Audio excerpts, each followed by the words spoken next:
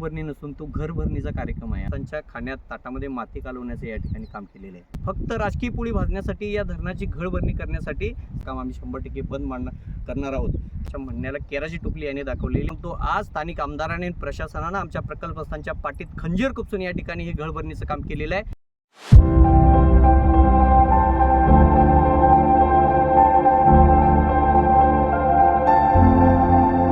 नमस्कार, मी कृष्णा लाड आणि आपण पाहताय के न्यूज। एक 2 दिवसापूर्वी राज्याचे मुख्यमंत्री एकनाथ शिंदे यांनी कोल्हापूर दौरा नियोजित केला होता। या जिल्ह्यातील विविध विकास कामांच्या शुभारंभाच्या निमित्तानं या दौऱ्याचा मुख्य हेतू होता आणि ही जी विकास कामांचा शुभारंभ झाला त्यामधील सर्वात महत्त्वाचा एक प्रोजेक्ट म्हणजे महत्त्वाकांक्षी प्रकल्प ज्यामार्फत करवीर, राधानगरी आणि गगनबावडा या 3 तालुक्यातील हजारो हेक्टर क्षेत्र सिंचनाखाली येणार आहे आणि त्याचा फायदा हजारो शेतकऱ्यांचे संसार फुलण्यामध्ये होणार आहे। असा धामणी प्रकल्पाचा घळभरणीचा शुभारंभ देखील त्यांच्या हस्ते झाला होता।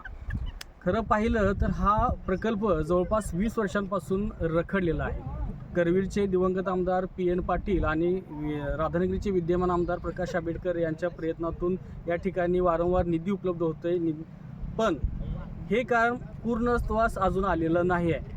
मग हे नेमकं कारण काय आहे हे जाणून घेण्यासाठी आपण हा आजचा रिपोर्ट करत आहोत आणि त्यासाठी आपण या प्रकल्पावरच आपण आहोत। आणि या प्रकल्पाची एक बाजू चांगली आहे, म्हणजे कशी तर या प्रकल्पामुळं 3 तालुक्यातील शेतकऱ्यांचं आर्थिक जीवनमान उंचावणार आहे। त्याबरोबरच याची दुसरी एक देखील बाजू आहे जी काळी बाजू आहे। तर ती कशी तर या धरणाच्या माध्यमातून जी लोक विस्थापित झालेत त्यांच्या पुनर्वसनाचा प्रश्न अजूनही प्रलंबित आहे। ही बाब न्यायप्रविष्ट आहे, त्यामुळं या ठिकाणी काम करण्यास सध्या स्टे आहे। तरी देखील जो या कार्यक्रम झालेला आहे त्या अनुषंगानं इथल्या लोकांनी, या आंदोलनकर्त्यांनी मुख्यमंत्र्यांना निदर्शनं करण्याचं ठरवलं होतं, पण त्यावेळी पोलीस प्रशासन असेल किंवा पोलीस प्रशासनाकडून या इथल्या आंदोलनकर्त्यांना नजरकैदेत ठेवण्यात आलं होतं किंवा त्यांच्यावरती त्यांना या कार्यक्रमापासून बाजूला ठेवून निदर्शनापासून दूर ठेवण्याचा प्रयत्न केला होता। पण हे सगळं झाल्यानंतर पुन्हा एकदा या आंदोलनकर्त्यांनी आमच्या केन्यूशी संपर्क साधला आणि आपली भावना मांडण्याची आम्हाला विनंती केली। त्यानुसार आपण या विस्थापितांच्या नेमक्या भावना काय आहेत या आपण जाणून घेणार आहोत। या प्रकल्पामध्ये जे विस्थापित झाले त्या त्यांना न्याय मिळवून देण्यासाठी एक संग्राम संघटना म्हणून या ठिकाणी निर्माण झाली आहे आणि त्याचे प्रमुख असणारे KP आरबुने आपल्यासोबत आहेत। आणि या प्रकल्पाविषयी नेमकी काय परिस्थिती आहे, किती लोक विस्थापित झालेत, याचा परिणाम किती लोकांवर होणार आहे, या सगळ्यांची इत्थंभूत माहिती आपण त्यांच्याकडून घेणार आहोत। तर सर, काय सांगाल नेमकं या प्रकल्पामुळं किती लोकांचं नुकसान होणार आहे आणि काय विषय आहे? धामणी प्रकल्पामध्ये जवळपास 10 वाड्या वस्त्या मिळून या ठिकाणी विस्थापित होतात। यामध्ये 3 गावं पूर्णतः बाधित झालेली आहेत।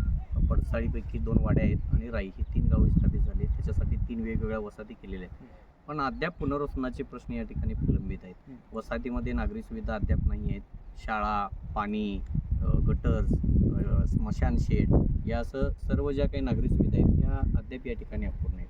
त्यामुळं शासनानं ही जी काही आता काल घळभरणी केलेली आहे तर ती मुळात घळभरणी नसून तो घर भरणीचा कार्यक्रम आहे असं या ठिकाणी आमचं ठाम मत आहे। मुळात धरणासाठी लागणारी जी जमीन आहे आणि धरणाचा जो वेस्टवेअर आहे, जे जादाचं पाणी सोडणार आहे, तर त्या वेस्टवेअरमध्ये जी जमीन संपादन करायची आहे ती जमिनीची संपादनाची प्रक्रिया अद्याप या ठिकाणी पूर्ण झालेली नाही। आणि असं असताना आमचे स्थानिक आमदार यांनी त्या संपादनामध्ये हस्तक्षेप करून आमच्या प्रकल्पस्थांच्या खाण्यात ताटामध्ये माती कालवण्याचं या ठिकाणी काम केलेलं आहे। मुळात आमच्या ज्या जमिनी आहेत त्या नदीकाठच्या ऊसाच्या जमिनी आहेत आणि ऊसाच्या जमिनी असताना सुद्धा त्याच्यावरती गवतपड आणि भात असे पीक पाणी नोंद करून आम्हाला 5,000 रुपये ते 25,000 रुपये इतकं नगण्य मोबदला या ठिकाणी देण्याचं काम केलं आहे। मुळात महाराष्ट्रामध्ये इतर प्रकल्पामध्ये किंवा रस्त्यामध्ये 5 लाखापासून ते 22 लाख रुपये गुंठा इतकी रक्कम शासन देतं, पण या धरणामध्ये घाई गडबडीमध्ये या धरणाची घळभरणी करून त्याचा राजकीय लाभ उठवण्यासाठी किंवा त्याच्यामधून जे मिळणारं जे आर्थिक कमिशन आहे या कमिशनखोरीसाठी त्यांनी घाई गडबडीने या ठिकाणी संपादन करण्याचा प्रयत्न केला। शेतकऱ्यांची जमीन मोजली नाही, शेतकऱ्यांची घरं, शेतकऱ्यांची फळझाडं, शेतकऱ्यांची पाईपलाईन या सगळ्या गोष्टी त्या JMCमध्ये घेतल्या नाहीत किंबहुना मोजणीमध्ये घेतल्या नाहीत। या विरोधात आम्ही वेळोवेळी कलेक्टरांशी संपर्क साधला, स्थानिक आमदारांशी संपर्क साधला, परंतु आमच्या मागणीकडलं त्यांनी सपशेल दुर्लक्ष केलं।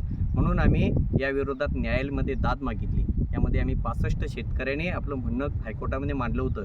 हायकोर्टानं आमचं म्हणणं ऐकून घेऊन जे चुकीच्या पद्धतीने संपादन झाले त्या संपादनाला या ठिकाणी हायकोर्टानं स्टे दिला आणि हायकोर्टानं स्टे दिलेला असताना सुद्धा फक्त राजकीय पोळी भाजण्यासाठी या धरणाची घळभरणी करण्यासाठी स्थानिक आमदारांनी या ठिकाणी घळभरणीचा कार्यक्रम केला, याचा आम्ही या ठिकाणी जाहीर निषेध करतो.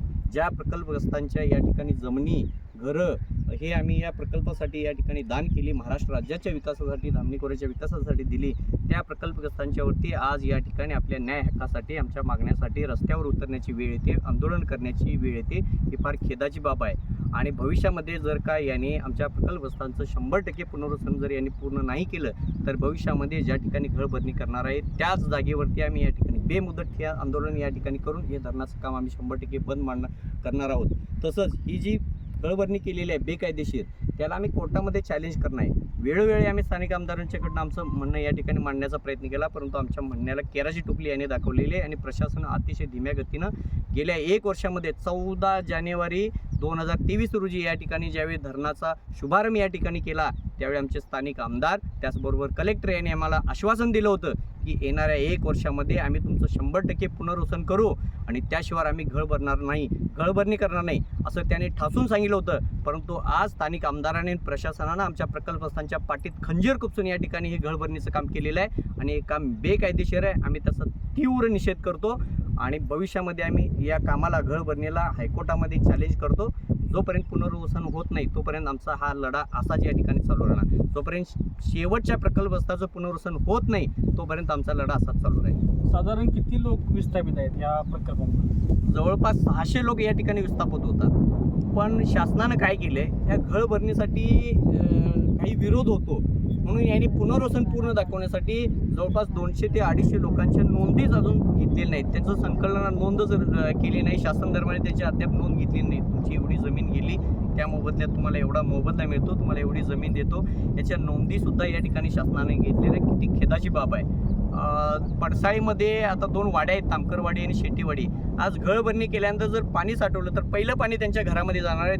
त्यांना प्लॉट, त्यांना जमीन देणं अद्याप बाकी आहे, त्यांचे पैसे देणे बाकी आहे आणि असं असताना सुद्धा या ठिकाणी ही लोक घळभरणी करतायत. राई, मानबेट, कंदलगाव, हरिजनवाडा, चौके या गावातील प्रकल्पस्थांना अद्याप जमिनी वाटप करायचे. त्या जमिनी कुठं देणार याचा ठोस आराखडा सुद्धा शासनाकडे नाही आणि असं असताना सुद्धा ही लोक घळभरणी करतायत. शासनाचा एक कायदा आहे, आधी पुनर्वसन मगच धरण, आणि शासन मात्र स्वतःच केलेले कायदे स्वतः पाळत नाही. त्यामुळे आम्ही शासनाचा या ठिकाणी जाहीर निषेध करतो. साधारण गेल्या 20 वर्षापासून हा प्रकल्प रखडला आहे, म्हणजे अजूनही हा पूर्ण झालेला नाही. मग याच्यामध्ये नेमकी कारणं काय? मुळात हा प्रकल्पाला वेळ होणं आणि याची किंमत वाढण्यासाठी 2 कारणं महत्त्वाची आहेत. तत्कालीन जलसंपदा मंत्री अजित पवार यांनी 16 नोव्हेंबर 2000 साली या धरणाची शुभारंभ या ठिकाणी केला. पण हे धरण ज्या ठिकाणी नियोजित ठिकाणी होतं त्या ठिकाणी वन विभागाचे NOC यांना मिळाले नव्हते. त्यामुळे 680 मीटरनं धरण खाली घेतलं आणि त्यामुळं अनेक पुनर्वसनाच्या समस्या, जमीन संपादनाच्या समस्या निर्माण झाल्या आणि धरणाचं काम वाढलं. त्यामुळे 120 कोटीचा प्रकल्प 782 कोटीवरती या ठिकाणी गेला. हे त्याच्यातलं प्रमुख कारण आहे. आणि दुसरं म्हणजे पुनर्वसनाची धीम्या गतीनं चाललेली प्रक्रिया. वेळोवेळी ज्यावेळी आम्ही आंदोलनं केली, पहिलं आंदोलन आम्ही 2002ला या ठिकाणी 46 दिवस कलेक्टर ऑफिससमोर ठिय्या आंदोलन केलं की आम्हाला जमिनी मिळावी. त्यावेळी काही शेतकऱ्यांना राईमधल्या जमिनी देण्याचं काम केलं. 2004 साली 56 दिवस ठिय्या आंदोलन केलं, पुन्हा काम बंद पडलं. त्यानंतर 2008ला काम चालू झालं. 2012 रोजी परत आम्ही प्रकल्पग्रस्तांनी धामणी धरण स्थळावरती 36 दिवस ठिय्या मांडला आणि काम बंद पडलं. त्यावेळी त्या तत्कालीन कलेक्टरच्या माध्यमातून काही पुनर्वसनाची कामं या ठिकाणी पुढे गेली. ज्यावेळी 14 जानेवारीला 2023 रोजी पुन्हा या धरणाला सुधारित प्रशासकीय मान्यता मिळून ज्यावेळी काम चालू झालं त्यावेळी सुद्धा आम्ही या ठिकाणी अर्धनग्न आंदोलन आणि 10 दिवस या ठिकाणी उपोषण केलं आणि शासनाचं लक्ष वेधण्याचं काम केलं. त्यावेळी मात्र कलेक्टर आणि स्थानिक आमदार यांनी आम्हाला आश्वासन दिलं की कोणत्याही प्रकारे जोपर्यंत 100% पुनर्वसन होत नाही तोपर्यंत आम्ही घळ भरणार नाही. तरी सुद्धा यांनी जे आश्वासन दिलं ते खोटं होतं आणि आमच्या धरणग्रस्तांच्या पाठीत खंजीर खुपसून आम्ही या गळभरणीला विरोध करणार म्हणून रात्री 12 वाजल्यापासून आमच्यावरती पोलिसांच्या मार्फत आम्हाला नजरकैदेत ठेवण्यात आलं आणि घरातून बाहेर पडलो. त्यावेळी आम्हाला प्रमुख कार्यकर्त्यांना या पोलिसांनी या ठिकाणी ताब्यात घेतलं. पोलीस यंत्रणेवरती आणि प्रशासनावरती स्थानिक आमदार यांनी अतिशय दबाव आणून या ठिकाणी ही राजकीय फायदा उचलण्यासाठी आणि कमिशनखोरी करण्यासाठी ही गळभरणी घाईघाईत या ठिकाणी केलेलं आहे. आणि खरं म्हणजे या धामणीमध्ये जे काही अधिकारी आहेत त्यांची चौकशी केली पाहिजे. या ठिकाणी वर्षानुवर्ष डेरा मांडून या ठिकाणी ते अधिकारी बसलेत. त्यांची बदली झाली असताना सुद्धा आमच्या आमदारांनी मुंबईत जाऊन त्यांची बदली या ठिकाणी कॅन्सल करून याच्या मागचं कारण काय आहे याची चौकशी सुद्धा या ठिकाणी शासनाने केली पाहिजे आणि त्याची सुद्धा चौकशी लावण्याची मागणी मी या माध्यमातून करतो. ते जे अधिकारी आहेत त्यांना या ठिकाणी ठेवून यांचं कदाचित ठरलं असेल काहीतरी कमिशन आणि मग नवीन येणाऱ्या अधिकाऱ्यांकडून कमिशन मिळणार आहे असं त्यांचा समज असेल. त्यामुळे त्या अधिकाऱ्यांची सुद्धा बदली या ठिकाणी थांबवलेली आहे. प्रशासनावरती दबाव आणून प्रकल्पस्थांना दाबण्याचं काम या ठिकाणी स्थानिक आमदार करतायत आणि त्यामुळे आम्ही त्यांचा निषेध करतो आणि आमच्यावरती ज्या आमदारांनी अन्याय केला या धरणग्रस्तांवरचा अन्याय केला त्याचा तळतळा त्यांना या विधानसभेमध्ये लाभणार आहे आणि येणाऱ्या विधानसभेमध्ये ही स्वाभिमानी जनताच त्यांना धडा शिकवणार आहे आणि त्यांना जमिनीवरती आणणार आहे. नेमका विरोध प्रकल्पाला आहे की आमदारांना आहे की क्या कार्यपद्धतीला आहे की ठेकेदाराला, नेमकं काय तुम्हाला यात सांगा? आमचा मुळात धरणाला कोणताही विरोध नाही किंवा गळभरणीला विरोध नाही, पण शासनाचा कायदा आहे आधी पुनर्वसन मग धरण. तुम्ही जर पुनर्वसनाची प्रक्रिया अशीच ठेवून जर या ठिकाणी गळभरणी करणार असेल तर त्याला आमचा तीव्र विरोध आहे. त्यामुळे तुम्ही 1 महिन्यामध्ये पुनर्वसन करा किंवा विहित वेळेमध्ये एका बाजूला धरण आणि एका बाजूला पुनर्वसन अशी प्रक्रिया जर सुरू राहिली तर आमचा त्याला विरोध नाही. पण कार्यकर्ते जे विरोध करतात त्या कार्यकर्त्यावरती दबाव आणणे, त्यांची चौकशी लावणे, त्यांच्यावरती पोलीस केसेस दाखल करणे अशा प्रकारची यंत्रणा स्थानिक आमदार करतात. त्यांच्या विरोधात आम्ही ठामपणे या ठिकाणी उभा राहणार आहेत आणि त्यांना त्यांची जागा. खरं तर मागच्या इलेक्शनमध्ये आम्ही अख्ख्या धामणी कोऱ्यानं विधानसभेवरती बहिष्कार टाकला होता. पण आम्ही जे धरणग्रस्त आहेत या 10 गावातले त्या सर्व धरणग्रस्तांनी माझ्या अध्यक्षतेखाली आम्ही त्यांना जाहीर पाठिंबा दिला होता की तुम्ही आमचं पुनर्वसन तातडीनं करायला अशी अपेक्षा आहे. त्यासाठी आम्ही तुम्हाला या ठिकाणी जाहीर पाठिंबा देतो. पण त्यांनी आमचा विश्वासघात केला आणि गेल्या 1 वर्षामध्ये कोणत्याही एक सुद्धा ऑर्डर त्यांनी या ठिकाणी केलेली नाही. उलट त्याच्यामध्ये हस्तक्षेप करून त्या प्रकल्पग्रस्तांच्या खाण्यात माती घालून त्यांचा मोबदला रक्कम कशी कमी होईल आणि लवकरात लवकर घरभरणी कशी होईल याच्याकडे आमदारांनी लक्ष दिलं. त्यामुळे आम्ही त्यांचा तीव्र निषेध करतो आणि येणाऱ्या विधानसभेमध्ये मात्र आम्ही त्यांना 100% धडा शिकवणार अशी शपथ आम्ही सगळ्या धरणग्रस्तांनी घेतलेली आहे. आता जी विस्थापित कुटुंब झालीत त्यापैकी तुम्ही आहात काय? मी स्वतः विस्थापित आहे. धरणाच्या पायामध्येच आमचं घर आणि जमीन दोन्ही गेलेले आहेत. तर शासनानं राईमधल्या काही जे पायामध्ये जी लोक येतात त्यांचं पुनर्वसन गावातच लाभ क्षेत्रामध्ये जमीन उपलब्ध नसल्यामुळे सरकारी मुलकीपट नाईलाजानं डोंगरपड अशा जमिनी आम्हाला या ठिकाणी घ्यायला लागल्या आणि त्या आता डेव्हलप केल्या. त्याच्यावरती सुद्धा या ठिकाणी शासनाने अन्याय केला आहे. 14 ऑक्टोबर 2021 रोजी या ठिकाणी शासनाने एक जी.आर. काढला. मला ज्या काही जमिनी दिलेल्या आहेत त्या जमिनीचं रेडी रेकनर प्रमाणचं पैसे तुम्ही आम्हाला भरा. आता आम्हाला सांगा 1994 रोजी आमच्या जमिनीची किंमत नगण्य 5,000 10,000 रुपये एकर केली. त्याचे पैसे तुमच्याकडे आम्ही ठेवलेले आहेत आणि त्याच्या मोबदल्यात तुम्ही आम्हाला जमीन दिली. आज आमच्या जमिनीमध्ये आम्ही थोडं डेव्हलप करून त्या ठिकाणी ऊस पीक लावलंय. आज एकरी 10-12 लाख रुपये त्याची जर किंमत होत असेल तर यांचं म्हणणं आहे की रेडी रेकनर एवढे पैसे भरा. त्याही जी.आरचा आम्ही या ठिकाणी निषेध करतो आणि तो जी.आर शासनानं रद्द करावा आणि धरणग्रस्तांवर अन्याय करणारा तो जी.आर रद्द करून ज्या धरणग्रस्ताची जमीन वर्ग 1ची बुडी झाली त्याला कोणतेही फी न भरता वर्ग 1ची जमीन मिळावी आणि ज्याची जमीन वर्ग 2ची गेली त्याचं 10% शासकीय नियमाप्रमाणे जे मूल्य भरून त्यांना वर्ग 1 करण्याची प्रक्रिया करावी अशी शासनाकडे माझी मागणी आहे. उर्वरित जी लोक आहेत पडसाळी, मानबेट, कंदलगाव आणि यांच्या पुनर्वसनाचा कोणताही ठोस आराखडाच त्यांच्याकडे नाही आहे अद्याप. तो आराखडा त्यांनी तयार करावा. आणखी एक धरणाच्या लाभ क्षेत्रामध्ये 52 हेक्टर जमीन शासनाने आम्हाला देण्यासाठी संपादन केली. पण लाभ क्षेत्रामध्ये जे गडगंज शेतकरी आहेत त्यांचे राजकीय लागेबंदे आहेत अशा लोकांनी आपल्या जमिनी वाचवण्यासाठी शासकीय दबाव आणून लाभ क्षेत्रातल्या चांगल्या ऊसाच्या जमिनी बदलून डोंगरातल्या जमिनी संपादन केल्या. घेताना पैसे मात्र ऊसाचे घेतलं आणि देताना जमिनी मात्र डोंगरात दिल्या. त्यामुळे त्या जमिनीचा आम्ही निषेध केला. त्या जमिनी आम्ही या ठिकाणी स्वीकारल्या नाही. अनेक शेतकरी आम्हाला जी लाभ क्षेत्रामधली जमिनी मिळाली त्या शेतकरी जमिनी ताब्यात द्यायला तयार नाहीत. कोर्टात गेले, तिथं गेलं की लोकांना तुमचं डोकं तोडू, तुमचा हातपाय मोडू आणि असं करून त्यांना ताबा देत नाहीत. अनेक शेतकऱ्यांना या ठिकाणी आमच्या जमिनी मिळालेल्या आहेत, फक्त कागदावर जमिनी मिळाल्या आहेत, प्रत्यक्ष मात्र त्यांना ताबा मिळाला नाही. याबाबत आम्ही वेळोवेळी अर्ज करतो. पण शासन मात्र याच्याकडे लक्ष देत नाही. अनेक लोकांचं आज या ठिकाणी कोर्टात जाऊन आमच्या लोकांचं पिकाचं पैसे ऊसाचं पैसे अडवण्याचं काम त्या स्थानिक लोकांनी केलेलं आहे. आणि मात्र लाभ क्षेत्रातली लोक मात्र बोंबलत आहेत की प्रकल्पस्थांच्यामुळे हे काम बंद पडते. मुळात आमचा धरणाला विरोध नाही, पण खरं तर या ज्या धामणीमध्ये जे काही प्रकल्पग्रस्त आहेत त्यांना लाभ क्षेत्रातच जमीन मिळणं अपेक्षित होतं, पण शासनाच्या दिरंगाईमुळं आणि लाभ क्षेत्रातल्या जे गडगंज शेतकरी आहेत आणि ज्यांचे राजकीय लागेबंद आहे त्यांच्यामुळं आम्हाला पुनर्वसनामध्ये खरी अडचण या ठिकाणी निर्माण झालेली आहे. या ठिकाणी आणखीन काही लोक आहेत ज्यांची पुनर्वसनाची अपेक्षा आहे, असे विस्थापित आहेत, तुम्ही बोलू शकता? केरबा सांगा. आम्ही धामणी संघटनेचे कार्यकर्ते आहोत आणि आम्ही धरणाला विरोध म्हणजे मुख्यमंत्र्यांचा निषेध करण्यासाठी आम्ही इथे जमले असताना आम्हाला प्रमुख 5-6 कार्यकर्त्यांनी पोलिसांनी उचलला आणि अटक केली आणि त्या अटक केल्याचा आम्ही निषेध करतो. आमचं जे आम्ही ठरवलं होतं ते आम्हाला करू दिलं नाही. पोलिसांनी आम्हाला अगोदरच अटक केली आणि आमचे बाकीच्या कार्यकर्त्यांनी जे करायचं होतं ते केलं आमच्या. सुरेश बोला. डॉक्टर तुम्ही पण या. बोला, काय सांगा? आमच्या जमिनी ऊसाच्या असतावेळी तरी पण आम्हाला 5 ते 25,000 दर देतात, हे आम्ही मान्य करणार नाही. आणि वेळ पडली तर आम्ही कोर्टात न्यायाधीश कुठे काही लढायचं असेल तिथं आम्ही लढू. डॉक्टर या. खरं तर हे प्रकरण या प्रकल्पाचं प्रकरण जे आहे ते न्यायप्रविष्ट बाब आहे.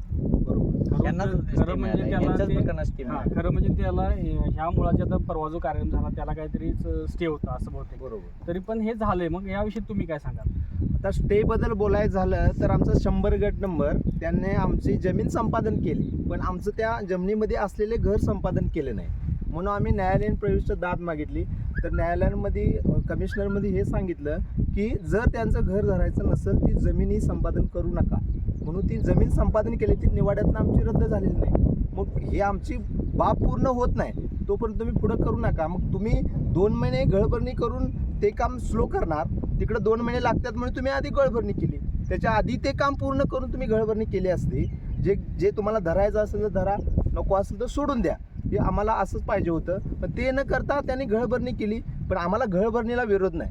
आधी पुनर्वसन मग धरण हा कायद्यानुसार आम्हाला जे काय मिळालं तर मिळू दे, नाही मिळालं तर आम्ही काही प्रॉब्लेम नाही, पण आम्हाला जो न्याय आहे तो आम्हाला मिळावा एवढीच आशा आहे. या ठिकाणी काही महिला भगिनी देखील आहेत, त्यांच्या पण आपण प्रतिक्रिया करून घेणार आहोत. कारण खरोखर त्या कुटुंबातलं एक महत्त्वाचं आहे.